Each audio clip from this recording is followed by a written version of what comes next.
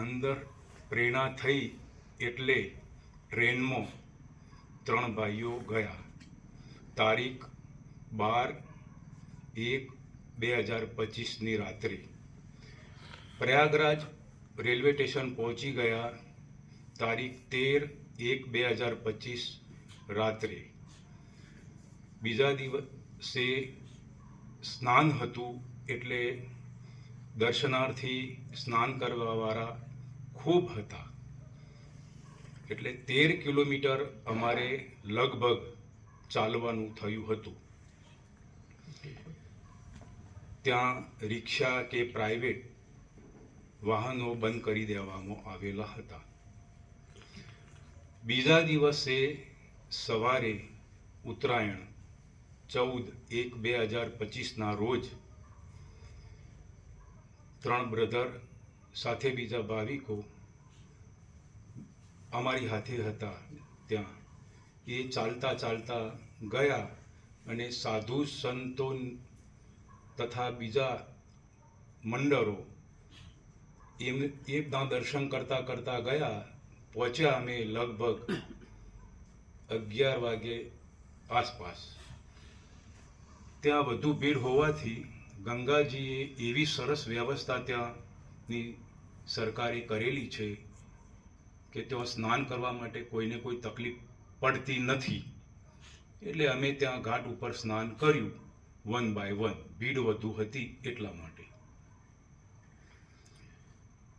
પછી વળતો દર્શન કરતા કરતા સાધુ સંતો જે પધારેલા ભારતમાંથી બહારથી પણ પધાર્યા હતા એ બધાના દર્શન કરતા કરતા ધીમે ધીમે ચાલતા ચાલતા સેક્ટર નંબર 18માં રોકાયા હતા. ત્યાં આવ્યા, પ્રસાદ લઈ વિશ્રામ કર્યો. બીજા દિવસે પાછા આવી રીતે ગયા. 2 બ્રધરો અને બીજા સાથે હતા એ નીકળી ગયા. 3 દિવસ રહી ચોથા દિવસે અમે રોકાયા હતા. પછી તો એકલા હતા એટલે પોતાની રીતે સવારે સ્નાન કરી અને નીકળી જતા. સાધુ સંતો જો હોય તેઓ આવતા જતા હોય એ બધા દર્શન કરતા. એમાં ભારતભરની મૂર્તિઓ આવેલી. જોઈએ બોર્ડ જોઈએ, નજીક જઈએ તો એવો લાભ મળ્યો. એમાં સ્વામી અવધેશાનંદજીની સામે જ શિબિર હતી એટલે નજીકથી દર્શન થયો. એમના જોડે વાતચીત નહોતી થઈ પણ સત્સંગ એમનો હતો રામચરિત માનસ ઉપર. પછી બપોર પછી પાછા ગયા તો સ્વામી પરમાનંદ ગિરિજી સવારે બપોર પછી ગયા તો બોર્ડ જોયું તો તેઓ ગયું તો કીધું આ સ્વામીજીનો સત્સંગ ક્યારે હોય કે એમનો સત્સંગ સવારે હોય. એટલે અમે સવારે 9 વાગે પહોંચી ગયા એમનો સત્સંગ સાંભળવા માટે. ત્યાં ગયા તો એ અડધો કલાક આસપાસ જ સત્સંગ આપતા હતા. પછી બીજી કથાકારો કથા કરતા હતા. એટલે અડધો કલાકનો સત્સંગમાં અમને સીધું જ સાંભળવા મળ્યું. એઓએ એવું કહ્યું કે તત્વજ્ઞાનથી અધિક એ હિન્દીમાં બોલતા બીજું કાંઈ નથી. અને ત્રિવેણી સંગમ પ્રયાગરાજના થી પણ શ્રેષ્ઠ આનાથી ઉત્તમ બીજું કોઈ સ્નાન નથી. એ વખતે અમને પ્રભુ મહાચિદાકાશ પ્રભુનું સ્મરણ થયું, સ્વામીજીનું. એ વખતે હૃદય પુલકિત થઈ ગયું. એ વખતે અમને એમ થયું કે મારા પ્રભુ ખરેખર જે કંઈ છે એ સત્ય જ છે. પછી બીજા દિવસે પણ અમે ગયા હતા એમના જોડે, સાંભળ્યા અડધો કલાક.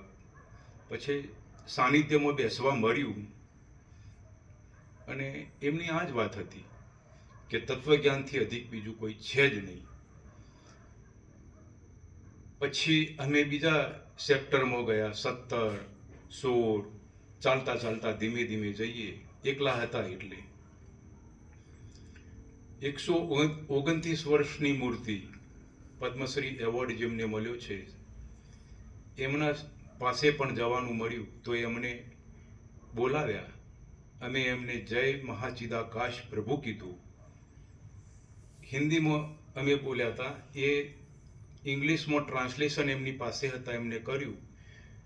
તો એમને 2 હાથ ઊંચા કરી અને આશીર્વાદના ભાવ રૂપે બોલ્યા હતા. પછી અમને કહ્યું કે આપ અહીં જ રોકાવો, પ્રસાદ અમારી પાસે લેજો.